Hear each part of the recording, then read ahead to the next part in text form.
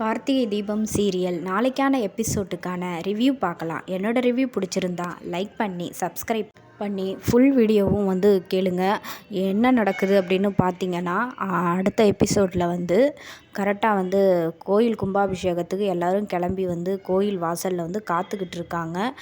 யாருன்னா பாட்டியோட பேரன் வரப்போகிறாங்க அப்படின்னு சொன்னதுமே சாமுண்டீஸ்வரி குடும்பமும் காத்துக்கிட்டு இருக்கு. யார் அப்படின்னு பார்க்கலாம் அப்படின்னு.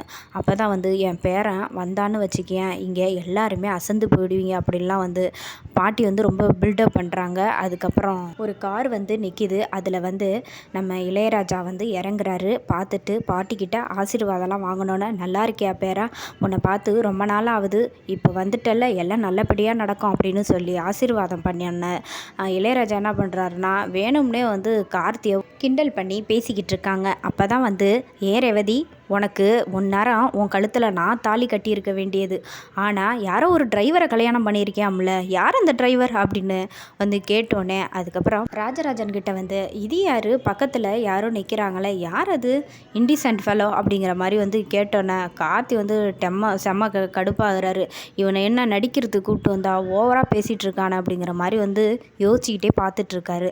அப்போ தான் ஏன் ரேவதி, உனக்கு நல்ல லைஃபு கிடச்சிருக்கணும், இந்நேரம் என்ன கல்யாணம் பண்ணியிருந்தீன்னா நீ எப்படி தெரியுமா இருந்திருக்கலாம், போய் ஒரு வேஸ்ட்டு ஃபெலோ இவரை போய் கல்யாணம் பண்ணியிருக்கிய அப்படின்னு சொல்லிட்டு வாழ்க்கையே கெடுத்துக்கிட்டியே அப்படிங்கிற மாதிரி சொல்லிட்டு இருக்கும்போது, சாமுண்டீஸ்வரி என்ன பண்ணுறாங்கன்னா, ரொம்ப தான் இந்த கிழவியோட பேரனுக்கு திமிரு அதிகமாக இருக்கும் போல இருக்குது அப்படின்னு சொல்லிட்டு, நம்ம மாப்பிள்ளையே கிண்டல் பண்ணுறான் அப்படின்னு ஒரு பக்கம் முறைச்சி பார்த்துக்கிட்டு இருக்காங்க பரமேஸ்வரியை. கார்த்தியை இதான் சாக்கு அப்படின்னு சொல்லிட்டு இளையராஜா ரொம்ப கிண்டல் கேலி செய்யவுமே ரேவதி மனசுக்குள்ளே சந்தோஷமாக படுறாங்க.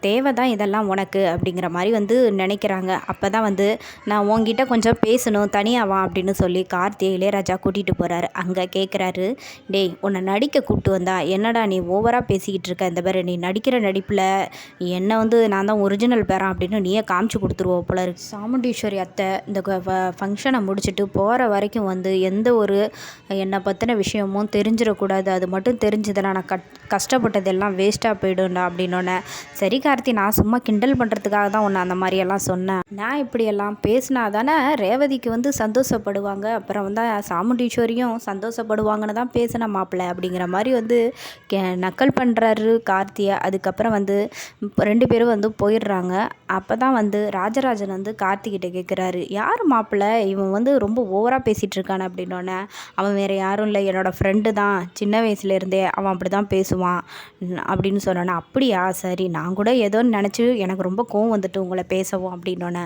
அதெல்லாம் ஒன்றும் கிடையாது, அவன் நான் சொல்கிறத அப்படியே கேட்பான் அப்படிங்கிற மாதிரி சொன்னோன்னே, சரி எப்படியோ பிரச்சனை இல்லாமல் இதை முடிச்சுட்டு போனால் போதும் எனக்கு அப்படிங்கிற மாதிரி ராஜராஜன் கார்த்திகிட்ட சொல்லிகிட்ருக்காரு.